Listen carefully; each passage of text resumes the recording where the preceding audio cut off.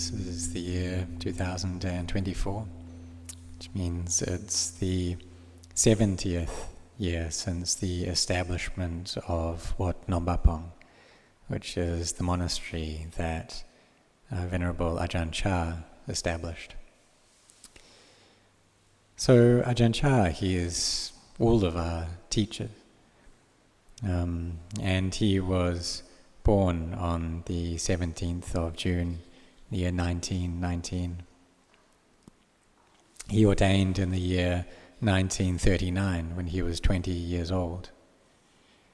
And then he went off to study the Dhamma under his great teachers, Venerable Ajahn Mun and Ajahn Tongrat and Ajahn Ginili. And he gained a very deep level of peace and a great amount of wisdom until he returned to just outside of his home village where he was born, Bangkok, in the year 1954. And that was the year that I myself was born. So that was 70 years ago. And so Wat Marp, it was established 70 years ago. And so Ajahn Chah, he was born 105 years ago now. So you see that these great teachers, these great beings, they have a huge amount of parami, and they're born with this great parami, these great spiritual virtues, and then in their life they continue to develop those as well. So it's right from the beginning, kind of the founding father of this Thai forest tradition, Ajahn Mun, and he was the one that helped to bring about this forest tradition in the northeast of Thailand, this meditation, ascetic meditation tradition. And many of these great beings that turned out to be great monks, they were born in the northeast of Thailand. So it was a very appropriate location for meditation and cultivating the mind. That their mothers and fathers also had a lot of faith in the Buddha's teachings, and they gave their encouragement and support for their child to ordain as a monk. So this is something that's really important, because if they had been born in a country which was developed or in a more developed part of Thailand like Bangkok, then it would be much more difficult for them to have this opportunity where their parents would support them in ordaining and staying on as a monk. And so therefore they were born in an appropriate land, a place that they had this opportunity, that the children of their families had this opportunity to ordain. That in those times in the northeast of Thailand, the eldest son would be a monk for maybe 4 years or 5 years, and then after that he would disrobe and farm. And then, so when he had disrobed, then the next eldest son would then go and ordain. And so they would swap over like this. And due to this tradition and culture, there were a lot of monks and novices in the northeast of Thailand in those days. But now in that area it's become more and more developed. And the children of families, they go to study in school and they study many subjects with this like worldly knowledge. And so the opportunity now for them to ordain as monks and and novices is even less. But before there was a lot of opportunity for them to do this. So the founding father of this tradition, Ajahn Mun, previously he was on the Bodhisattva path, but then he changed and desired Magapala Nibbana instead. So the path, the fruitions, and Nibbana.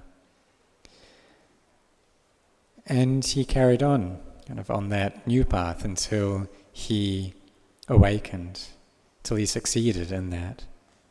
And then he taught many students. And from his students, there were over 100 Arahant disciples. So like Ajahn Ginari and Ajahn Tongrat, for example, they were in the first generation of Ajahn Mun's disciples. And then later on, there was Ajahn Chah. So Ajahn Chah, he had Ajahn Mun as his teacher, but then also Ajahn Ginari and Ajahn Tongrat. And Ajahn Chah once said, this kind of, in a bit of a cryptic way, he said that no matter where he went, Ajahn Mun was always teaching him. And so this is something that is worth thinking about. What did he mean? And how was Ajahn Mun teaching him all the time? And so this was an internal teaching, we could say a teaching in the heart, and something which is difficult for us to comprehend. But then externally, it's also that he studied the way of conduct of a monk and the appropriate behaviors and traditions of a monk. And he understood those clearly and then took those to practice. So there's one story from the life of Ajahn Chah, that he was staying in the forest, and this huge pack of wild dogs came to surround him, and they were running around him. And so it was quite dangerous, the situation. But after just a little bit of time, he saw Ajahn Mun come and spread metta, and the dogs all ran away. So this is really incredible that this happened. And this shows that anyone who was Ajahn Mun's disciple, that he would always be keeping a watch on them with the special knowledges, abilities that he had. And so we listen, and we've maybe heard about these special knowledges, abilities that the Buddha had that no one else could compare to, but then also those of the Buddha's disciples as well. And then through these abilities, they're able to help to look after their students.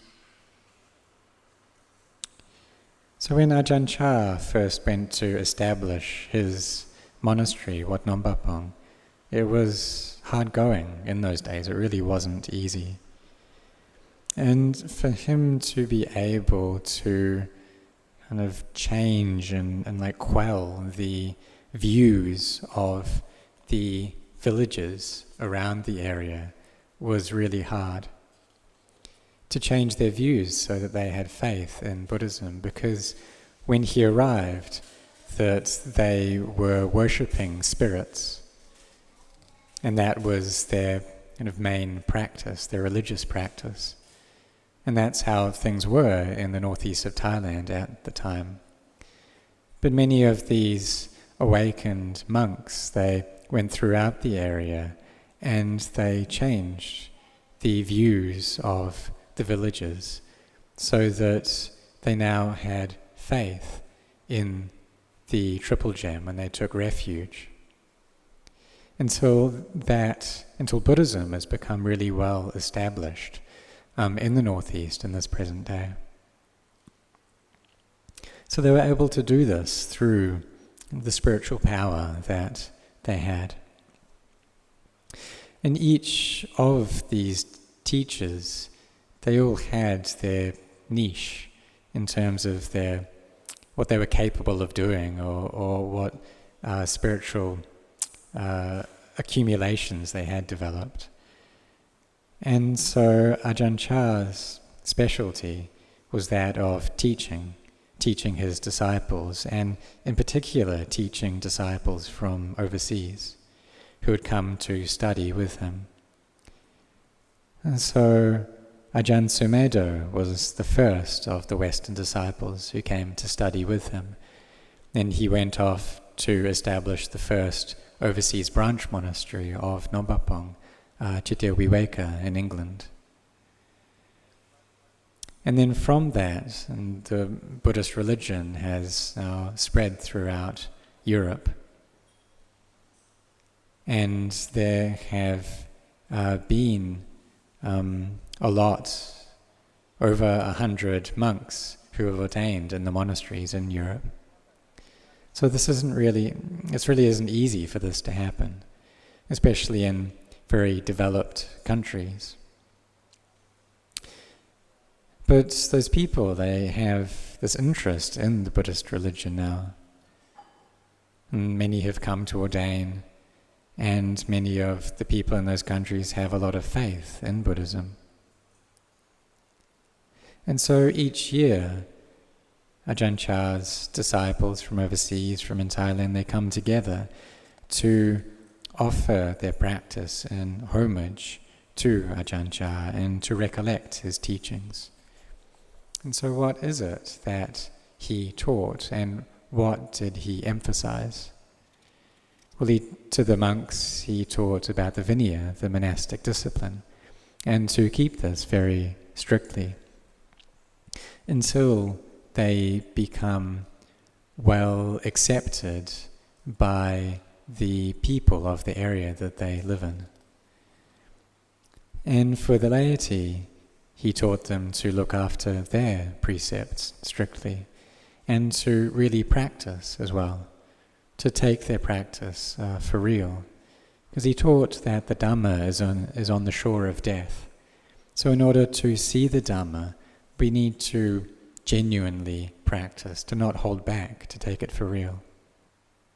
So on this occasion, on the Ajahn Chah Memorial Day, that many people come from within Thailand and from overseas to practice. You wake up at 3 a.m., start the morning chanting at 3:30, and then from 6 to 7 they do walking meditation, and then listen to a Dhamma talk from 8 until 9. Then they have their food and take a little bit of a rest. From 1 o'clock till 2 o'clock in the afternoon, there's meditation period, and then a Dhamma talk until 3. And then they do some more walking meditation. And then the evening gather together to do the evening chanting and then listen to Dhamma talks until 10 p.m. And on the night of the 16th, there are Dhamma talks all throughout the night. So this is a practice that Ajahn Chah set up himself. And when I myself stayed at Wat Marp, that on the special days, so on the day of the Katina and on Magha Puja and Ajahn Chah's birthday, that we would stay up all night listening to Dhamma talks. And so on that day there would be about 1,000 lay people and 500 monks that would gather together. And now over 32 years have passed, and the number of people who come is more and more. So there's between 4,000 to 5,000 lay people that come, and more monks that arrive to join in. It's when I was staying at Wat Marp, the branches of the monastery, there was about 19 branches. But now there's over 300. Back then there was just one branch monastery overseas, but now they've spread all throughout Europe and Asia and recently India too. And Ajahn Chah, he said that he wanted to help revitalize Buddhism in India, to bring it back. And he said that it'd be a good idea for some Thai monks, some Western monks and some Indian monks to do a kind of a walking tour of India in order to revitalize Buddhism in India. And so we're starting to see that now. that we've just had a number of Indian men ordained as monks here at Wat Marp Jan. And there's also a monastery, which is a branch of Wat Marp that's been established outside New Delhi. And then there are some monks who go to teach in India as well. So they teach at the Ajahn Chah and Ellora caves. And so a lot of benefit is coming through these efforts to the people in India. That there's people becoming Buddhists now and having more faith in the Buddhist religion. And we're also helping to take Ajahn Chah's teachings to Sri Lanka as well, so they get to know his teachings there. And these have spread all throughout the world. So what did he teach us then? Well, he taught us to have mindfulness. To have mindfulness in the Vinaya and the monastic code, and also mindfulness in our body and watching over our minds as well. He taught us to bring our minds to stillness through using meditation object. And he didn't teach in terms of the theory of the practice, but rather he taught in a simple way. He said, have mindfulness. Watch your body, watch your mind. Wherever it is that your mind goes, know that. However it thinks, be aware of that. Don't be deluded in your thoughts. If happiness is arising, know that. If the mind is in a state of sadness, know that. He taught that we should be aware that having been born, that together with birth comes old age, and together with birth comes sickness, with birth comes death, and this is natural. That when we meet, then we need to be separated. Or we just stay in this world temporarily, and we're going to have to be separated from the things of this world. So before we are separated, we need to try to build up as much goodness as we can. And so we are ones of faith, and this is really important. So we use that faith to practice. We carry on practicing, we have this faith in creating good deeds and merit, and we grow in that. And so we have hearts like this, hearts which are filled with merit, and then when they're filled with merit, then they're filled with energy as well. So this is important, having faith and building goodness, because some people, they have wealth, but they don't have the faith. Some people have wealth and they have faith, and they're able to be generous, to give, in a way which is really sincere. They do that with a fullness of heart. And it's really difficult to find people like this. So there's faith that's a noble wealth. And so there are those who have this constant faith in being generous, in keeping the precepts. You have this faith in the Buddha, the Dhamma, the Sangha, in practicing, cultivating samadhi, and then contemplating the body in order to see not self. And what this shows is that we have the barami on the level of a sotapanna already. And for people who are like this, we say that they are from a family which is in training.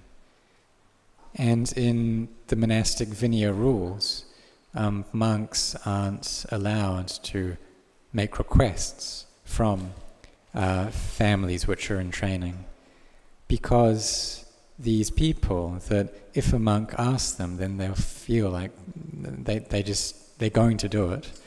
Like if a monk makes a request, then they'll feel like they just need to give.